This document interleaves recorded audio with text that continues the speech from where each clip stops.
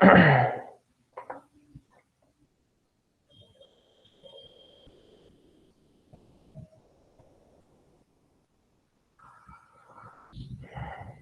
Morning class. हम पढ़ रहे थे थियोडोलाइट सर्वेइंग।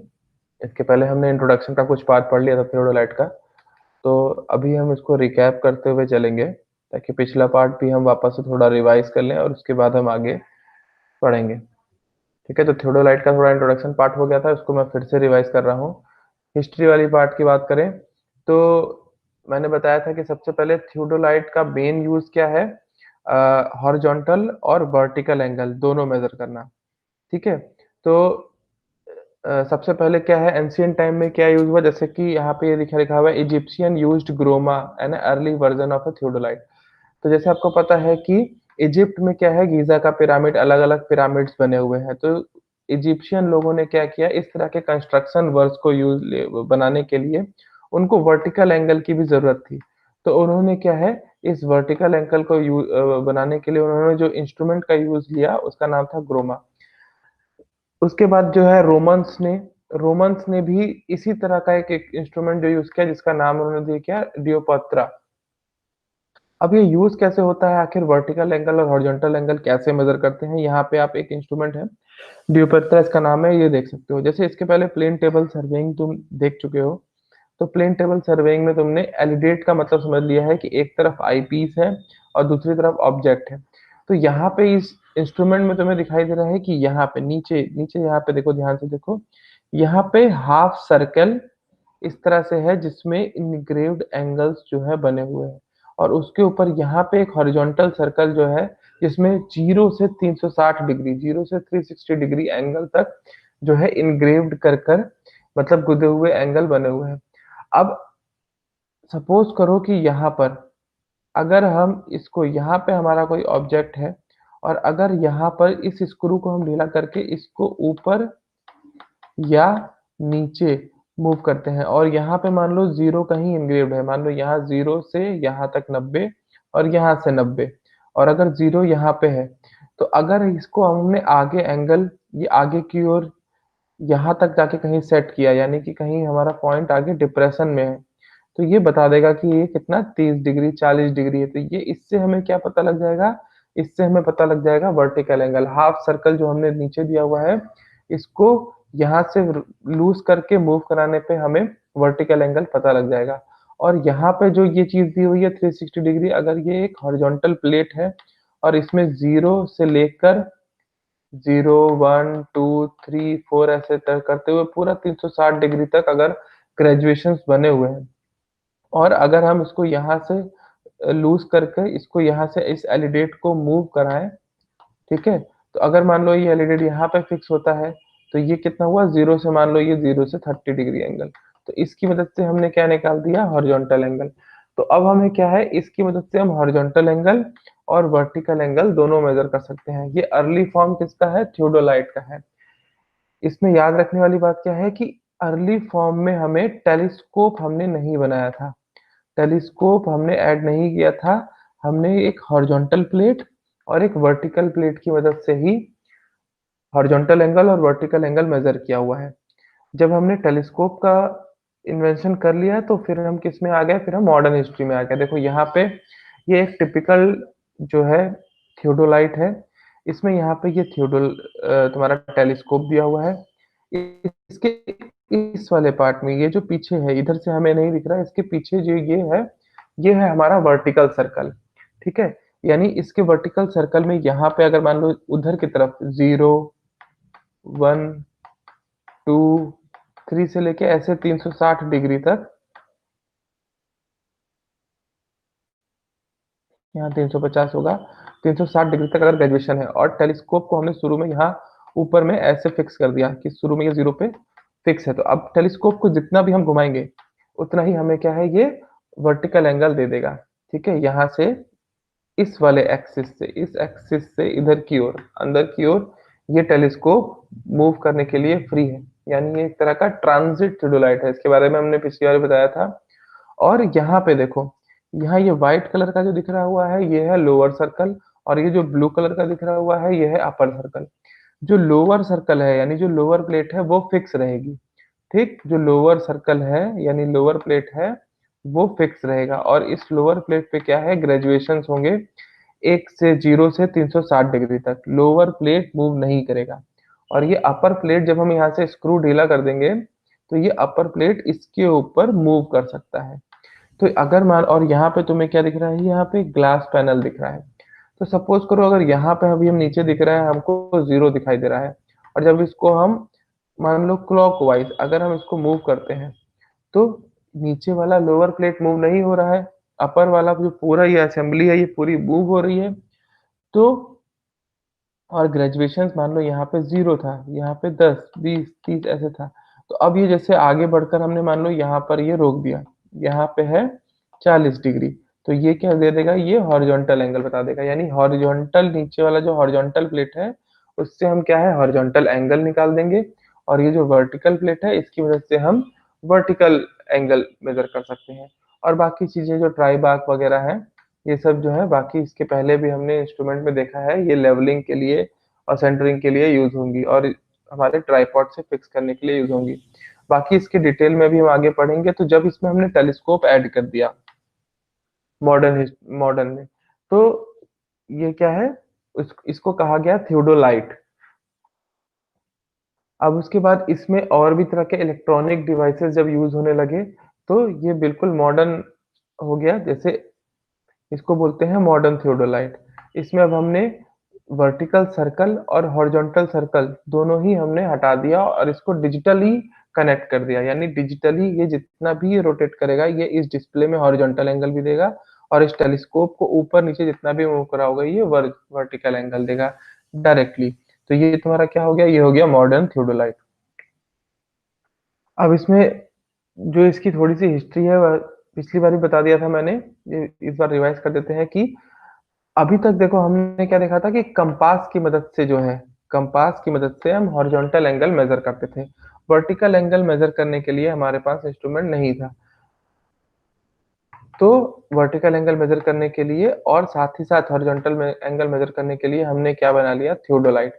अब ये थियोडोलाइट कंपास, अगर सिर्फ हॉरिजॉन्टल एंगल की भी बात करें तो ये थियोडोलाइट जो है कंपास से अच्छा क्यों है, उसके रीजन मैंने दिए थे कि देखो कंपास में जो है आसपास अगर कोई आयरन या मैग्नेटिक का सब्सटेंस है तो उसमें लोकल अट्रैक्शन आएगा, क्योंकि उसकी निडल जो है वो चुंबक या मैग्नेट की बनी हुई है। तो आसपास अगर कोई मैग्नेटिक फील्ड है तो उसकी वजह से उसमें डिफ्लेक्शन आएगा, तो वो बिल्कुल सही या एक्यूरेट रीडिंग नहीं देगा, पहला रीजन।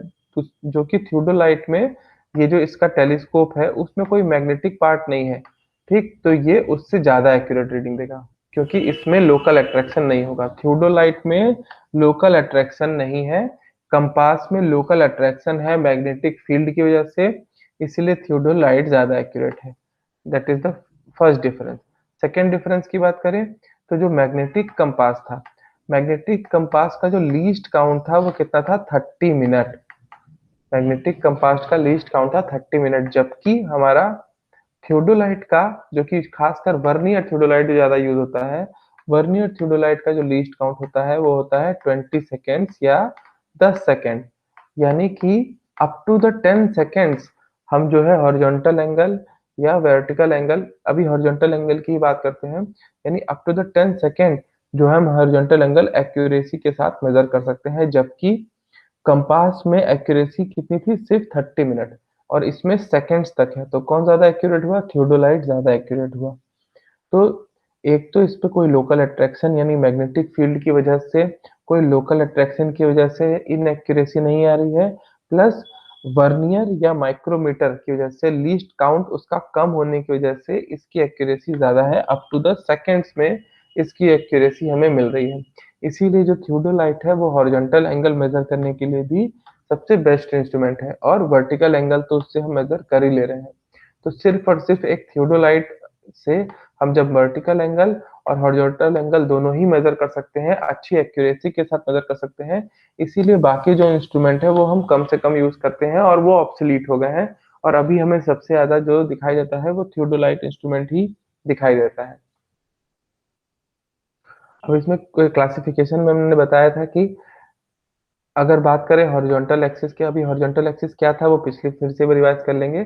तो ट्रांजिट थियोडोलाइट और नॉन ट्रांजिट थियोडोलाइट में सिर्फ याद रखने वाली बात ये है कि अगर हमारा टेलीस्कोप, ये जो टेलीस्कोप है वो पूरा रिवॉल्यूशन कर सकता है, यानी वो पूरा घूम सकता है, तो उसको बोलेंगे ट्रांजिट थियोडोलाइट। और अगर वो टेलीस्कोप पूरा नहीं घूम सकता है, it can not be rotate fully, तो वो नॉन ट्रांजिट थियोडोलाइट हो जाएगा। और उसके जो लोअर प्लेट है, उसके लोअर प्लेट में हमने एक्यूरेसी के लिए वर्नियर यूज किया है या माइक्रोमीटर यूज किया है, उसके हिसाब से वो वर्नियर थियोडोलाइट या माइक्रोमीटर थियोडोलाइट हो जाएगा। तो जनरली जो हम थियोडोलाइट यूज करते हैं वो हम यूज करते हैं ट्रांजिट वर्नियर थियोडोलाइट, यानी कि उसमें टेलीस्कोप जो है पूरा रोटेट करता है, और उसमें एक्यूरेसी के लिए जो हमने स्केल यूज करा है वो वर्नियर स्केल यूज करा है। और ये वर्नियर स्केल कहाँ यूज करा है, ये अपर प्लेट में यूज करते हैं। अभी अपर प्लेट लोअर प्लेट ये क्या चीजें होती हैं, एक टिपिकल थियोडोलाइट में हम देखने की कोशिश करेंगे कि क्या होता है।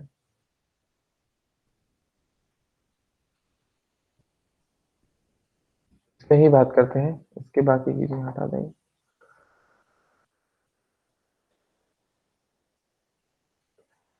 ठीक है,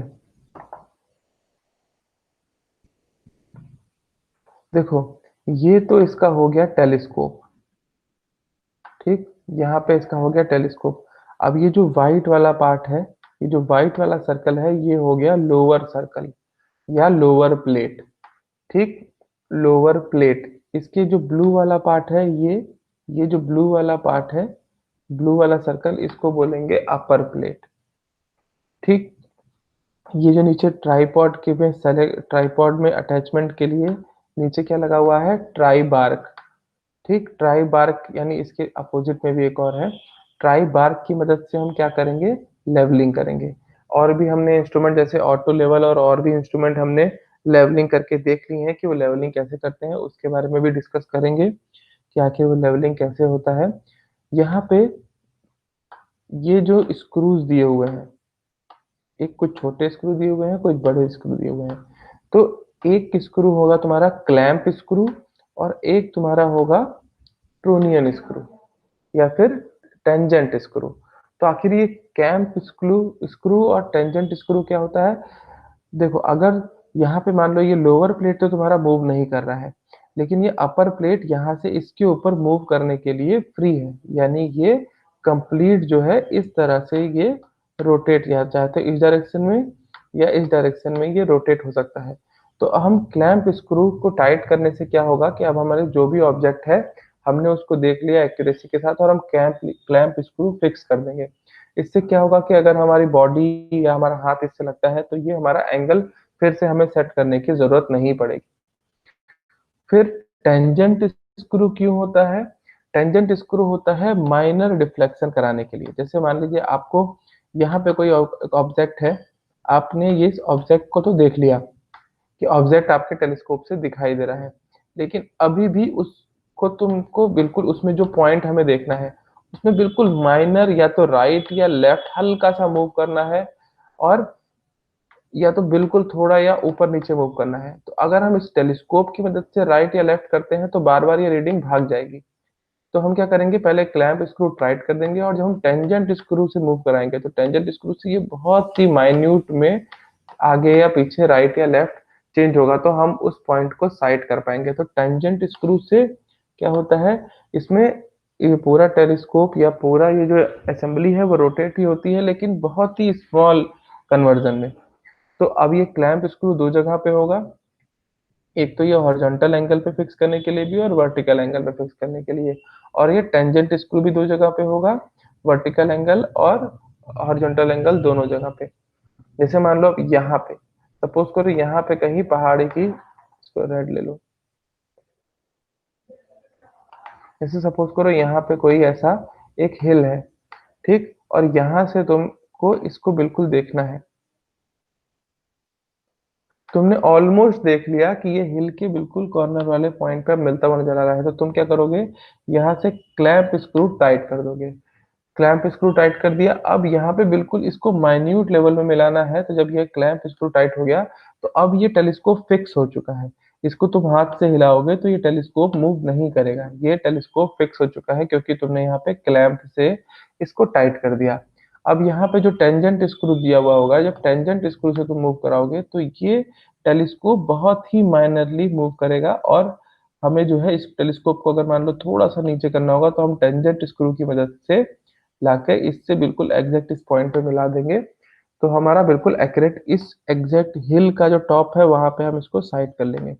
और अब ये मान लो ये इसके पीछे जो सर्कल बना हुआ है उसमें भी कहीं ग्लास दिया होगा। अब ये मान लो यहाँ पे हमने टेलीस्कोप शुरू में यहाँ 0 पे सेट था, फिर यहाँ पे ऐसे 10 डिग्री 20 डिग्री और यहाँ पे कहीं 30 डिग्री था।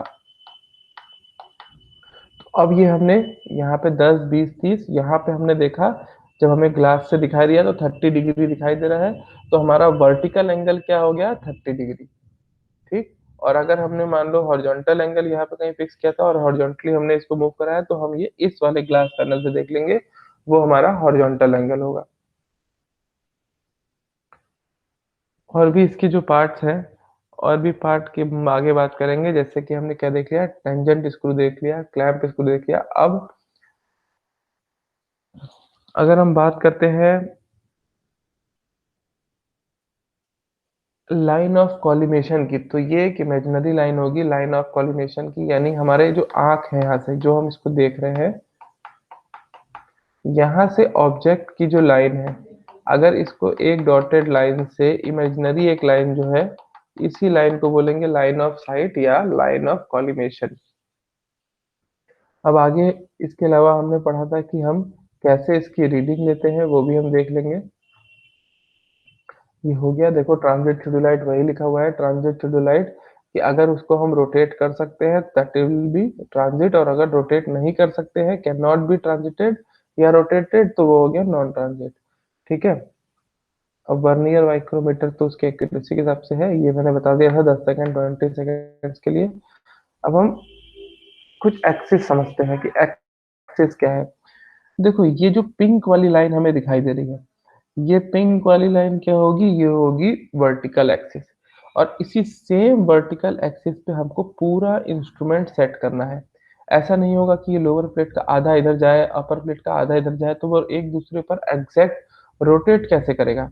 तो यानी अगर हम बात करें तो हमारे ट्राइबाक का सेंटर, लोअर प्लेट का सेंटर सर्कल का, अपर प्लेट का सर्कल का सेंटर, और टेलीस्कोप के बीच का पार्ट, ये बिल्कुल एक एक्सिस में आना चाहिए, तभी हमारा पूरा इंस्ट्रूमेंट कैलिब्रेटेड कहा जाएगा। और ये जो इन सभी लाइनों को मिला के एक इमेजिनरी लाइन से जब मिलाया गया, तो इसको क्या बोलेंगे कि ये इंस्ट्रूमेंट का क्या है, वर्टिकल एक्सिस है। ठीक, समझ में आई बात।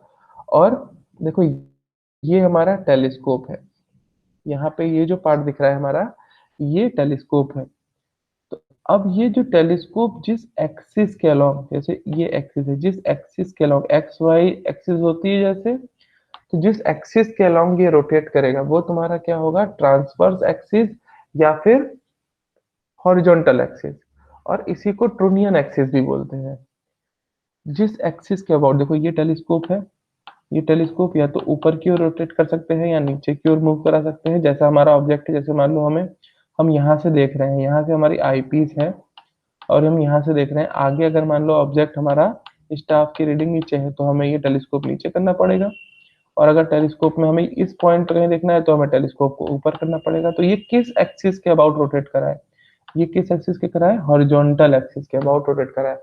तो दो एक्सिस तो हमें मिल गई, एक हो गई वर्टिकल एक्सिस, एक हो गई हॉरिजॉन्टल एक्सिस। और हॉरिजॉन्टल एक्सिस को ही ट्रूनियन एक्सिस या ट्रांसवर्स एक्सिस बोलते हैं, ट्रेवर्स एक्सिस। अब इसमें एक चीज और है कि जहां से आप आंख से देख रहे हैं और ये टेलीस्कोप के एक्सिस से ये ऑब्जेक्ट है, ये जो इमेजिनरी लाइन है उसको क्या बोलेंगे, लाइन ऑफ साइट। ठीक। अभी जैसे मैं बात कर रहा था, देखो ये जो लोअर सर्कल है, इसी लोअर सर्कल पे 0 से लेके 360 डिग्री तक एंगल जो है वो गुदे हुए रहेंगे स्केल की तरह, बिल्कुल जैसा हमारा हॉरिजॉन्टल स्केल होता है, लोहे का तुमने स्केल देखा होगा, वैसे ही ये स्केल है बट सर्कुलर स्केल है, और जिसमें ये एंगल गुदे हुए होंगे। देखो यहाँ पर, और शीशे वाला पार्ट जहां से तुम नीचे देख सकते हो ये एंगल, यहाँ पे ये पार्ट है। अब ये अपर वाला जो पार्ट है, ये अगर अपर वाला पार्ट मान लो इधर की ओर घूम जाए, देखो ये पार्ट नीचे लोअर प्लेट हमेशा फिक्स रहेगा और अपर प्लेट मूव करेगा। तो जैसे मान लो यहाँ पे कहीं 0 था, यहाँ पे कहीं 90 था, ठीक। इसी तरह से यहाँ पे कहीं 180 था, यहाँ 270 था और यहाँ वापस 360।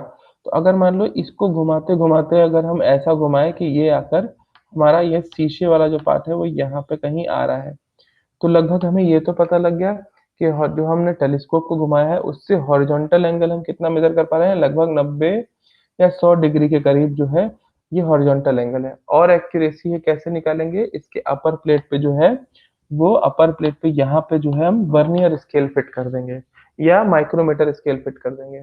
तो जब हम वर्नियर फिट कर देंगे तो उसमें लीस्ट काउंट कितना हो जाएगा, 10 से 20 सेकेंड। कैसे निकालेंगे ये वर्नियर, ये पिछली बार बताया था, आगे भी देख लेते हैं।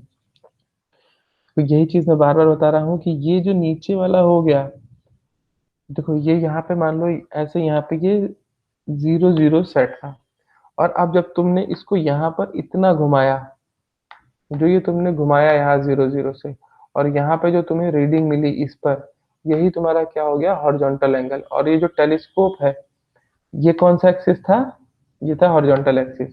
ये जो टेलीस्कोप हॉरिजॉन्टल एक्सिस पे ऊपर या तो नीचे करोगे या तो ऊपर करोगे, और यहाँ पे अगर मान लो ये 0 है, सबसे पहले शुरू में हमेशा टेलीस्कोप कैसे रहता है, इस तरह से आई पीस नीचे की ओर, और तुम्हारा ऑब्जेक्ट वेन या फिर जो तुम्हारा इसमें लेंसेज लगे हुए होते हैं, मैग्नीफाइंग पावर ग्लासेस जो लेंसेज लगे होते हैं वो ऊपर की ओर।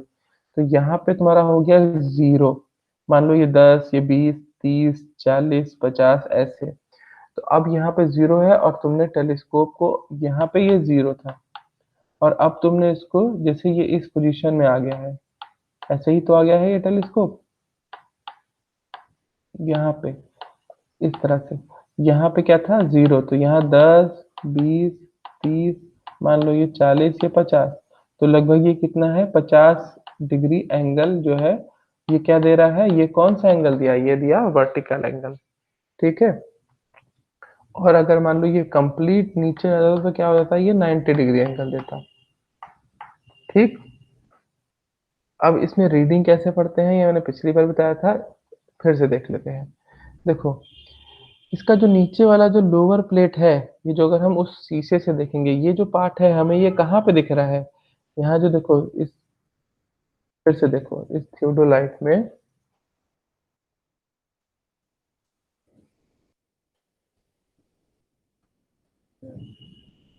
हाँ इस थियोडोलाइट में देखो, यहाँ ये ग्लास पैनल से जो तुम देखोगे, जब तुम आंख से देखोगे तो यहाँ से जो चीज तुम्हें दिखाई देगी वही ये ऐसे दिखाई देगी, जब तुम देख रहे हो तो यही है वो ऐसा दिखाई देगा, ये रहा। तो अब इसमें ये जो मैंने बताया था नीचे वाला जो सर्कल है वो कौन सा है, वो लोअर प्लेट है, ये तुम्हारा फिक्स है, और इसके ऊपर ये जो है तुम्हें घूम रहा है, ये इधर उधर घूमेगा, ये फिक्स है। और अब इसके हिसाब से हम एंगल कैसे निकालते हैं, एंगल कैसे मेजर करते हैं, तुम ये देखो, ये देखो ये 0 इंडेक्स बार दिया हुआ है, 10 दिया हुआ है, 20 दिया हुआ है, 30 दिया हुआ है, ठीक है। ये ऊपर वाला जो स्केल है ये तुम्हारा दे दिया है वर्नियर, और नीचे वाला जो है ये मेन स्केल है। तो रीडिंग कैसे करते हैं, अब देखो यहाँ पे ये 240 है, यहाँ पे ये 260 लग रहा है, ये 250 है। अब यहाँ पे हमें क्या करना है, अब आगे इसमें देखते हैं, इसमें ज़्यादा क्लियर समझ आएगा। जैसे मान लो ये तुम्हारा इंडेक्स बार यहाँ पे आके फिट हो गया, अब ये देखो ये 10 डिग्री एंगल है, 15 डिग्री एंगल है, 20 डिग्री, 30 डिग्री, ये तुम्हारा 25, 30 डिग्री, ये नीचे लोअर प्लेट है। अगर अब इसमें देखो तो बात करते हैं, 1, 2, 3, 4, ये 5, यानी ये कितना हो गया, ये हो गया 10 डिग्री, ये हो गया 11 डिग्री, 12 डिग्री, 13 डिग्री, 14 डिग्री, और ये 15 डिग्री। ये इंडेक्स बार तुम्हें कहाँ दिख रहा है, ये दिख रहा है कि ये पहली लाइन से थोड़ा आगे है। तो हमें ये समझ में आ गया कि 10 डिग्री तो है, 11 डिग्री से कम है, यानी 10 डिग्री से ज्यादा है और 11 डिग्री से कम है। अब इसमें देखते हैं कि 1 डिग्री के बीच में कितनी लाइनें हैं, एक और दो, दो लाइनें हैं, यानी 1 डिग्री मतलब कितना होता है, 60 मिनट, 60 मिनट्स। तो यानी एक ये लाइन कितनी हो गई, 20 मिनट्स की, ये 20 मिनट्स, ये 40 मिनट्स, और ये 11 डिग्री। यानी अगर हम बात करें तो ये हो गया 10 degree 00 minute, 10 degree 20 minute, 10 degree 40 minute. जो मैंने पॉइंट जहाँ पे रखा हुआ है उसको ध्यान से देखना है, चाहे तो मैं इसको हाईलाइटर ले ले रहा हूँ।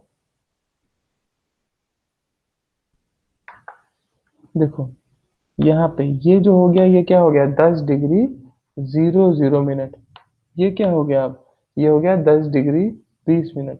उसकी जस्ट वाली बाद वाली लाइन, ये क्या हो गई, 10 डिग्री 40 मिनट। और ये वापस से क्या हो गया, 10 डिग्री 60 मिनट, या इसी को तुम कह सकते हो 11 डिग्री। 60 मिनट तो 1 डिग्री हो गई ना, तो 10 डिग्री 60 मिनट या फिर 11 डिग्री। तो अब देखो तुम, ये इंडेक्स बार जो है, ये 10 डिग्री 20 मिनट के थोड़ा आगे है और 10 डिग्री 40 मिनट के पीछे है। तो यानी एक चीज तो पता लग गई हमें कि हाँ, ये 10 डिग्री और 20 मिनट तो है ही। अब मैंने बताया था कि वर्नियर में जो है सेकेंड्स पे, 10 से 20 सेकेंड्स तक में हमें लीस्ट काउंट मिलता है, यानी हमें उतनी तक एक्यूरेसी मिलती है। तो आखिर सेकेंड्स कैसे करना है, अब जैसे वर्नियर स्केल हम पिछली बार पहले भी पढ़ते थे, वैसे ही करना है। 10 डिग्री 20 मिनट तो हमें मिल चुका है। अब हम ये वर्नियर वाली स्केल देखनी है, नीचे वाली स्केल का काम हमारा हो गया। ऊपर वाली स्केल अगर हम देखें, तो ऊपर वाली स्केल में हमें देखना है कि कौन सी ऐसी लाइन है जो कि नीचे वाली जो मेन प्लेट की लाइनें हैं, उससे बिल्कुल एग्जैक्ट मिलती हुई दिखाई दे रही है। तो यहाँ देखते हैं ऊपर से, ये नहीं मिल रही है, यहाँ पे कोई भी लाइन नहीं मिल रही है, एग्जैक्ट ही इधर उधर भाग रही है। अगर हम बात करें तो यहाँ पे ये जो लाइन हमें दिख रही है, ये जो 20 वाली लाइन दिख रही है, ये नीचे 30 वाले से एग्जैक्ट मिलती हुई दिखाई दे रही है। तो और ये ऊपर में जो ये वर्नियर स्केल है, ये किसको रिप्रेजेंट कर रहा है, ये रिप्रेजेंट कर रहा है सेकेंड्स को। तो ये 20 सेकेंड्स वाली लाइन एग्जैक्ट मिलती हुई दिखाई दे रही है, तो ये कितना हो गया, 20 सेकेंड्स। यानी ये जो अगर हम बात करें तो ये रीडिंग कैसे पढ़ेंगे हम, ये रीडिंग हो गई 10 degree 20 minute 20 second. 10 degree 20 minute तो था ही, और ये जो थोड़ा सा आगे हमें दिख रहा है ना, वही थोड़ा सा जो आगे है वो कितना है, वो है 20 सेकेंड में। और अगर हमें यही वर्नियर स्केल नहीं दिया होता, ये ऊपर वाला कुछ नहीं दिया होता, सिर्फ ये एक इंडेक्स बार दिया होता, तो हम ये सेकंड तक की एक्यूरेसी नहीं निकाल पाते। हम सिर्फ ये बोलते कि ये 10 डिग्री 20 मिनट की ही रीडिंग है। ठीक, जितना लीस्ट काउंट होगा उतने ही तक तो हम उसमें एग्जैक्टली निकाल सकते हैं। ठीक, तो यहाँ तक तो हमने पिछली बार भी पढ़ लिया था। अब थोड़ा बात करते हैं इसके आगे बढ़ने की।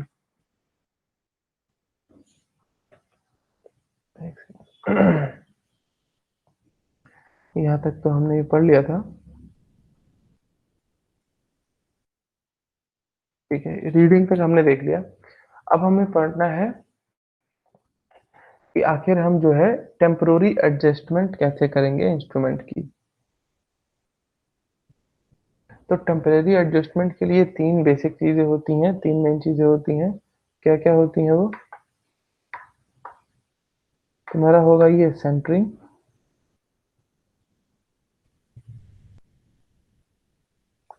फिर होगा लेवलिंग। तो सेंटरिंग कहने का मतलब क्या है, सेंटरिंग कहने का मतलब ये है कि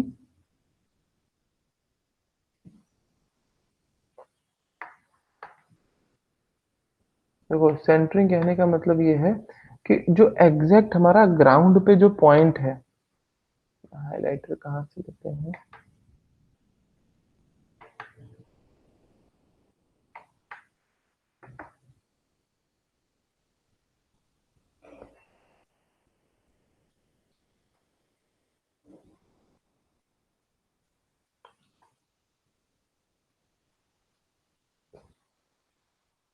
क्या हो जाएगा, कोई बात नहीं।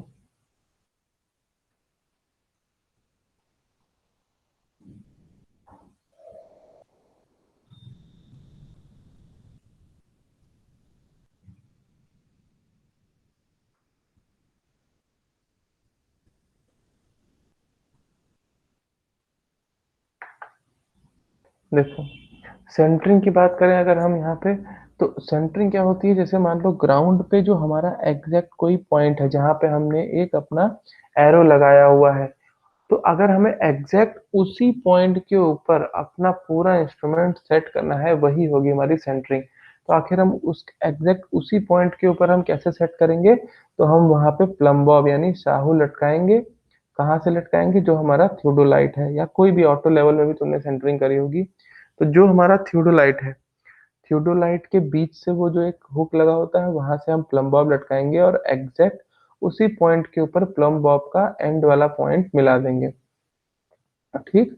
और उसके बाद जो है भाई, ये तीनों जो हमारे ट्राइपॉड के तीन पैर हैं यानी तीन लेग हैं, उसकी मदद से हम जो है उसको लेवलिंग करने की कोशिश करेंगे। तो देखो सेंटरिंग, इसमें भी क्या लिखा होगा कि centering means the setting the theodolite exactly over an instrument station so that its vertical axis lies immediately above the station mark। सही कह रहा है। It can be done by means of plumb bob suspended from a small hook attached to the vertical axis of a theodolite। तो ये जो हमारा, ये क्या बोल रहा है, जो थियोडोलाइट का जो वर्टिकल एक्सिस है, ठीक है, जो हमारा थियोडोलाइट का वर्टिकल एक्सिस होगा, पॉइंट नहीं ले सकते क्या, कोई बात नहीं। देखो जो थियोडोलाइट का वर्टिकल एक्सिस होगा, थियोडोलाइट का वर्टिकल एक्सिस कहने का मतलब वो एक्सिस ए, यानी वो एक इमेजिनरी लाइन जो कि तुम्हारा लोअर प्लेट का सेंटर, अपर प्लेट का सेंटर, टेलीस्कोप का सेंटर और ट्राइबाक का सेंटर, तीनों बिल्कुल जिस एक लाइन में पूरा इंस्ट्रूमेंट सेट है, वो हो गई हमारी क्या, वर्टिकल एक्सिस टेलीस्कोप की। तो हम क्या चाहते हैं कि ये जो वर्टिकल एक्सिस है, यानी वो वर्टिकल एक्सिस और हमारा जो पॉइंट है, जो मिट्टी पे या ग्राउंड पे जो पॉइंट है, उससे हम प्लम बॉब वाली लाइन से मिला के उसको एक लेवल में ले आए, एक लाइन में ले आए। तो एक सिंगल वर्टिकल एक्सिस में जब हम ले आएंगे, इसी को बोलेंगे सेंटरिंग करना। और किसकी मदद से करेंगे, प्लम बॉब यानी साहुल की मदद से करेंगे। तो जो ट्राइपॉड है, जो ट्राई बाग के बिल्कुल बीच में हुक लगा होगा और उस हुक से धागे की मदद से हम प्लम बॉब लटका देंगे। तो अपना उसका जो थियोडोलाइट का वर्टिकल एक्सिस है और वो जो प्लम बॉब का धागे वाली लाइन है, वो बिल्कुल एग्जैक्टली मिल जाएगी। और वो हम एग्जैक्टली उसी पॉइंट, जो हमारा ग्राउंड पे जहां हमने एरो लगाया है, जो स्टेशन पॉइंट है, उससे मिला देंगे। तो वो हमारा कंप्लीट एक वर्टिकल एक्सिस लाइन में फॉल कर जाएगा। और इसी को बोलेंगे सेंटरिंग करना। ठीक है। जब सेंटरिंग हो गई तो हमारा नेक्स्ट स्टेप क्या होगा,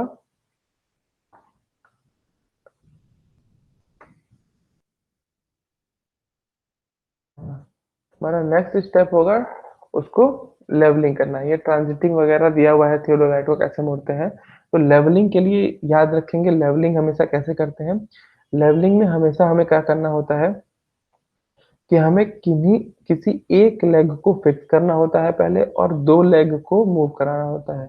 दो लेग को मूव कराएंगे और ऊपर हम क्या है, उसमें जो हमारे ट्राइपॉड में जो हमारा बबल ट्यूब दिया हुआ होगा, सेंट्रल बबल ट्यूब, उसकी मदद से हम उसको सेंटर में लाने की कोशिश करेंगे, ताकि हमारा जो इसके ऊपर इंस्ट्रूमेंट लगा है वो बिल्कुल एग्जैक्टली लेवल में हो, टेढ़ा मेढ़ा ना हो। और उसके बाद जो थोड़ा बहुत माइन्यूट जो उसमें लेवलिंग रह जाएगी, वो हम ट्राई बाक में जो नीचे नीचे स्क्रू दिए हुए हैं, टेंजेंट स्क्रूज दिए हुए हैं, उसको घुमाने की कोशिश करके हम करेंगे। उसका भी तरीका क्या है कि किन्हीं दो ट्राई बाक को एक एक्सिस में घुमाते हैं। इसमें देखते हैं आगे दिया हुआ होगा। हाँ, ये रहा। यही चीज बता रहा हूँ। ये जो नीचे ये जो में तीन सर्कल दिखाई दे रहे हैं, ये तीन सर्कल कौन से हैं, ये ट्राई बाक के तीन सर्कल हैं। ठीक। अब इसमें घुमाने का तरीका क्या है कि किन्हीं दो, जो भी दो सर्कल है, चाहे ये, उनमें से किन्हीं दो सर्कल को एक डायरेक्शन में घुमाते हैं और तीसरे को अपोजिट डायरेक्शन में घुमाते हैं। इसका कॉन्सेप्ट क्या है वो तुम समझ लो। देखो ये ट्राइबाक है। अगर इसको तुम क्लॉकवाइज घुमाओगे, किसी भी चीज को अगर तुम क्लॉकवाइज घुमाओगे तो वो किधर जाएगा, अंदर की ओर जाएगा। इसको तुम ऐसे याद कर लो कि तुम्हारे पास स्क्रू ड्राइवर है ना। अगर तुम स्क्रू ड्राइवर को क्लॉकवाइज घुमाते हो तो पेंच किधर जाता है, अंदर की ओर जाता है। और अगर स्क्रू ड्राइवर को एंटी क्लॉकवाइज घुमाते हो तो वो पेंच क्या है, बाहर निकलता है।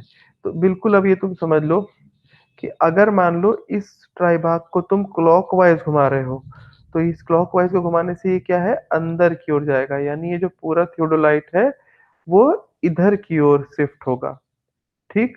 और अगर तुम इस इसी एक तुम्हारे ट्राइबाक के एक स्क्रू को एंटी क्लॉकवाइज घुमाते हो तो ये क्या होगा, बाहर निकलेगा। तो ये जब बाहर निकलेगा तो ये क्या है, इधर की ओर ये थियोडोलाइट शिफ्ट होगा।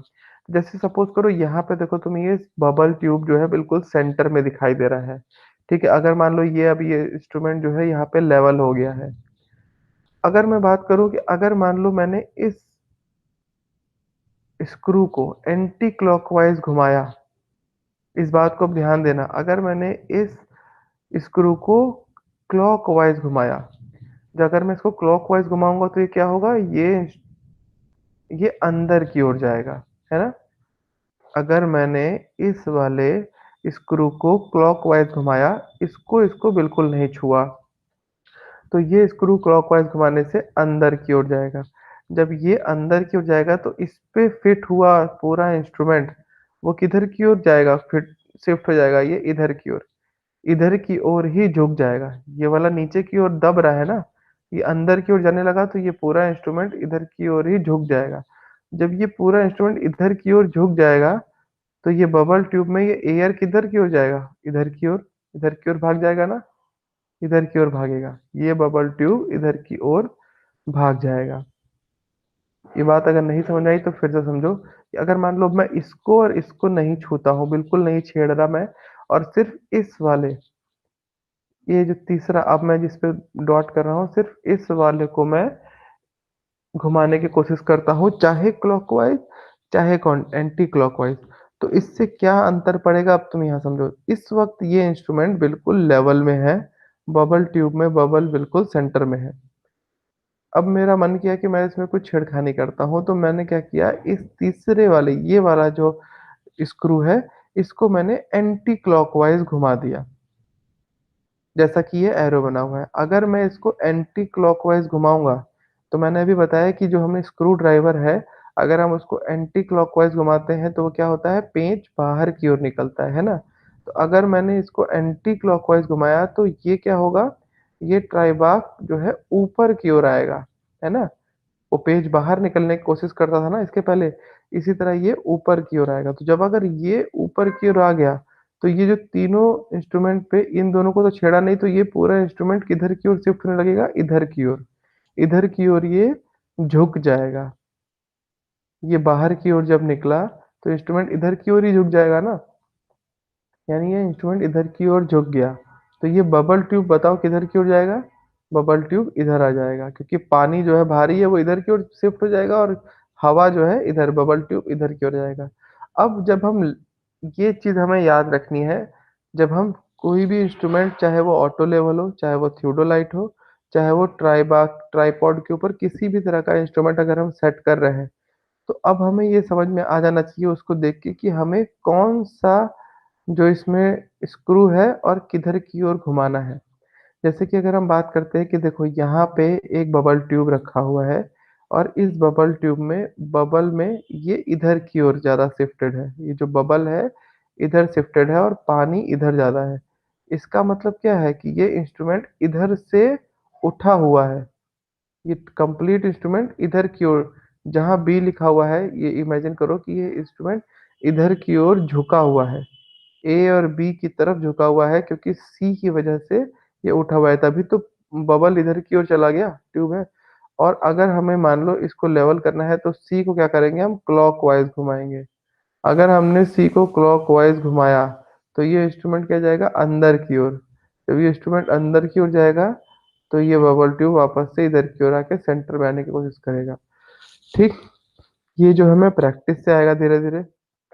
शुरू में हमें लेवल करने में टाइम लगेगा, लेकिन जब हम काफी बार इंस्ट्रूमेंट को लेवल कर देंगे तो हमसे बहुत जल्दी 2 से 3 4 मिनट में हमें कोई भी इंस्ट्रूमेंट तुरंत ही लेवल हो जाएगा, और अपना सेंटरिंग और लेवलिंग करके आगे का काम जो है साइटिंग वाला काम चालू कर देंगे। ठीक है, तो ये पिछली बार का रिवीजन करना इसलिए जरूरी था क्योंकि काफी दिन हो गए थे लेक्चर्स के, तो अब ये रिवीजन से तुम्हारा क्या है, फिर से फ्रेश हो जाएगा, और इसके आगे फिर जो थियोडोलाइट इंस्ट्रूमेंट कैसे कैसे यूज करेंगे वो हम पढ़ेंगे। आज के लिए इसको रहने देते हैं। पिछली बार कई बच्चों ने कहा था कि सर ज़्यादा क्लियर नहीं हुआ। देखो इंस्ट्रूमेंट है, इंस्ट्रूमेंट को पीपीटी से पढ़ाना काफ़ी मुश्किल है। अगर अगली बार मुझे टाइम मिला, पॉसिबल हुआ, तो मैं इंस्ट्रूमेंट जाके लैब में और वहीं पे जाके लेक्चर बनाऊंगा, तो उससे तुम्हें ज़्यादा क्लियर होने की कोशिश करेगा। लेकिन फिर भी तुम्हारा लैब जो है इसमें चल ही रहा है, तो लैब में तुम ऑलरेडी इंस्ट्रूमेंट देख रहे हो, उसमें भी यही चीज़ पढ़ाई जाएगी, तो कुछ डाउट्स जो होंगे वो वहाँ क्लियर हो जाएंगे। बाकी अगर इसमें कोई चीज़ नहीं समझ में आई तो तुम मुझे वापस उसी व्हाट्सएप ग्रुप में क्वेश्चन कर देना। ठीक है। Okay, thank you.